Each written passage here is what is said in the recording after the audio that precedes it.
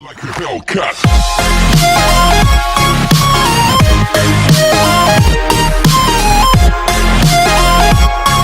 ഇന്ന് നമ്മളിവിടെ ചെയ്യാൻ പോകുന്നത് ഒരു കേക്ക് ആണ്.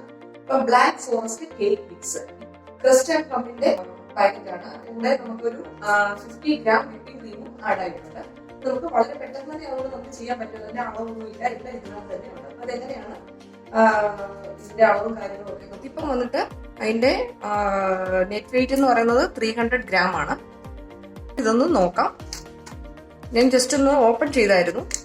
ഇനി 2 പാക്കറ്റ് ഉണ്ട്. ഒന്ന് വിപ്പിംഗ് ക്രീമുമാണ്, ഒന്ന് അതിന്റെ മിക്സാണ്. നമുക്ക് വളരെ പെട്ടെന്ന് തന്നെ നമുക്ക് ചെയ്യാൻ അളവൊന്നും എടുക്കേണ്ട കാര്യമില്ല. കുറച്ച് ഇൻഗ്രീഡിയൻസ് കൂടെ നമുക്ക് ഇതിനകത്ത് ആഡ് ചെയ്യാനുണ്ട്. അത് നമുക്ക് ആദ്യം തന്നെ നമുക്ക് മാറ്റി വെക്കാം. ഒരു ബൗൾ എടുത്തിട്ട് നമുക്ക് ആദ്യം ഈ പാക്കറ്റ് നമുക്കൊന്ന് അരിച്ചെടുക്കാവേ. നമ്മളിത് നന്നായിട്ട് അരിച്ചെടുത്തിട്ടുണ്ട്. ഒന്ന് അരിച്ചെടുക്കുവാണെങ്കിൽ നമുക്ക് കട്ടയില്ലാതെ നമുക്ക് കിട്ടും. അല്ലെങ്കിൽ പാക്കറ്റിലോട്ട് തന്നെ ഇട്ട് കഴിയുമ്പോൾ നമ്മൾ മിക്സ് ചെയ്യുമ്പോൾ അത് കട്ട കിട്ടി കിടക്കാൻ ചാൻസ് ഉണ്ട്. അപ്പൊ ഇങ്ങനെ നമ്മളൊന്ന് അരിച്ചെടുക്കുവാണെങ്കിൽ കട്ടയില്ലാതെ നമുക്ക് കിട്ടും. ഇത് നമുക്കിനി വേറൊരു ബൗളിലേക്ക് ഇടാം. ഇതിപ്പോ ഞാൻ വലിയ ബൗളിൽ എടുത്തുകൊണ്ടാണ് നമുക്ക് ഇതൊന്ന് മാറ്റി വെക്കാം. നമുക്ക് ഇതിലേക്ക് ഒരു 3 മുട്ട വേണം. നമുക്ക് ഇങ്ങോട്ട് പൊട്ടിച്ചു വയ്ക്കാം.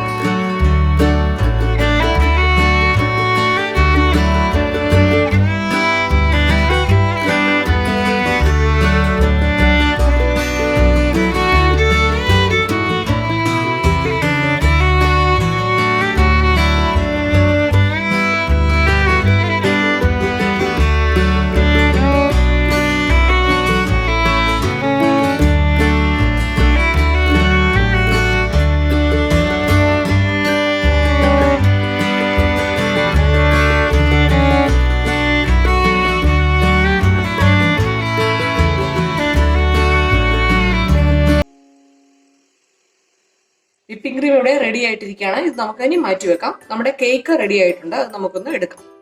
നമ്മുടെ കേക്ക് റെഡി ആയിട്ടുണ്ട്. നമുക്കിതൊന്ന് ഡിമോൾഡ് ചെയ്യാം. നന്നായിട്ട് വന്നിട്ടുണ്ട്. നമുക്കിതിന്റെ ഓയിൽ പേപ്പറൊക്കെ ഒന്ന് മാറ്റാം. നമുക്കിതൊന്ന് തിരിച്ചിടാം. വേറൊരു പ്ലേറ്റ് വെച്ച് നമുക്കൊന്ന് കമത്തിയെടുക്കാം.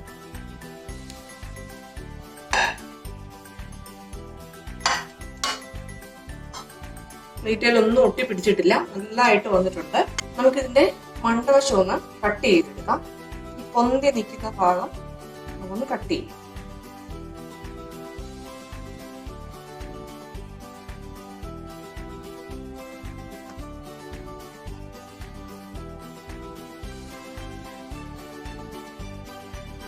നമുക്കിത് നടുക്കൂടെ ഒന്നുകൂടെ കട്ട് ചെയ്യാം. അത് നമുക്ക് 2ആയിട്ടോ 3ആയിട്ടോ നമ്മുടെ ഇഷ്ടത്തിന് നമുക്ക് കട്ട് ചെയ്യാം. ഞാനിപ്പോ 2ആയിട്ടേ കട്ട് ചെയ്യുള്ളൂ.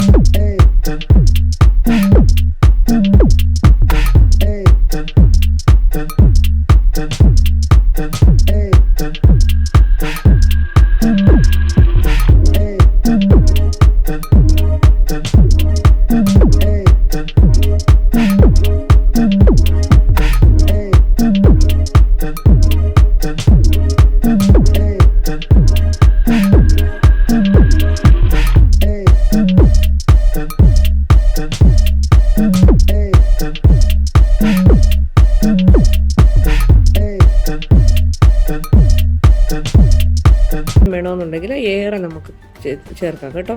വിപ്പിംഗ് ക്രീം ഞാനിവിടെ ഒരുപാട് അങ്ങ് കട്ടിക്ക് തേച്ചിട്ടില്ല. ഇത് നമുക്ക് വശങ്ങളിലേക്കും ഒക്കെ ഒന്ന് തേച്ച് കൊടുക്കാം. ഇങ്ങനെ ഇപ്പോൾ ഒരു കേക്ക് സ്റ്റാൻഡ് വേണമെന്നൊന്നുമില്ല. നിങ്ങൾക്ക് ചെറിയ ചരുവമോ സ്റ്റീൽ ചരുവം, അതായത് അതിൻ്റെ ചുവടിങ്ങനെ ഉരുണ്ടിരിക്കുന്ന ചരുവങ്ങളുണ്ടല്ലോ, അതിങ്ങനെ വെച്ചിട്ട് അതിൻ്റെ മുകളിലൊരു പ്ലേറ്റോ വല്ലതും വെച്ച് കൊടുത്താണെങ്കിലും ഇങ്ങനെ ചെയ്യാവുന്നതേ ഉള്ളൂ. അല്ലാതെ കേക്കിൻ്റെ ഇത് വല്ല സ്റ്റാൻഡ് വേണമെന്നോ അങ്ങനെയൊന്നും നിർബന്ധമൊന്നുമില്ല. അപ്പോൾ ഇങ്ങനെ കറക്കി കൊടുക്കുകയാണെങ്കിൽ നമുക്കതിൻ്റെ വശങ്ങളിലേക്കൊക്കെ ഒന്ന് തേച്ച് കൊടുക്കാനായിട്ട് പറ്റും. ഒരു സ്ക്രാപ്പർ നമ്മുടെ കയ്യിലുണ്ടെങ്കിൽ അതും കൊണ്ട് ഒന്ന് വടിച്ചു കൊടുക്കുകയാണെങ്കിൽ നമുക്ക് നല്ല ക്ലിയർ ആയിട്ട് കിട്ടും. ഇനി നമുക്ക് ഇതിൻ്റെ മുകളിലായിട്ട് മുകൾ വശം നമ്മളൊന്ന് കട്ട് ചെയ്തെടുത്തായിരുന്നല്ലോ, അത് നമ്മൾ കളയേണ്ട ആവശ്യമില്ല. അത് നമുക്ക് മിക്സിയിലൊന്ന് പൊടിച്ചെടുക്കുകയാണെങ്കിൽ നമുക്ക് ഇതിൻ്റെ മുകളിലേക്ക് നമുക്ക് ഡെക്കറേറ്റ് ചെയ്യാനായിട്ട് നമുക്ക് കിട്ടും. അത് നമുക്ക് വശങ്ങളിലൊക്കെ ഒന്ന് തേച്ച് കൊടുക്കാം. ബാക്കിയുള്ളത് നമുക്ക് നടുക്കൂടെ കുറച്ച് ഇട്ട് കൊടുക്കാം. നമുക്ക് വശങ്ങളിലും എല്ലാം ഒന്ന് ഇട്ട് കൊടുക്കാം. ബാക്കി നടുക്കും കൂടെ ചേർത്ത് കൊടുക്കാം. ഇതാ കണ്ടോ.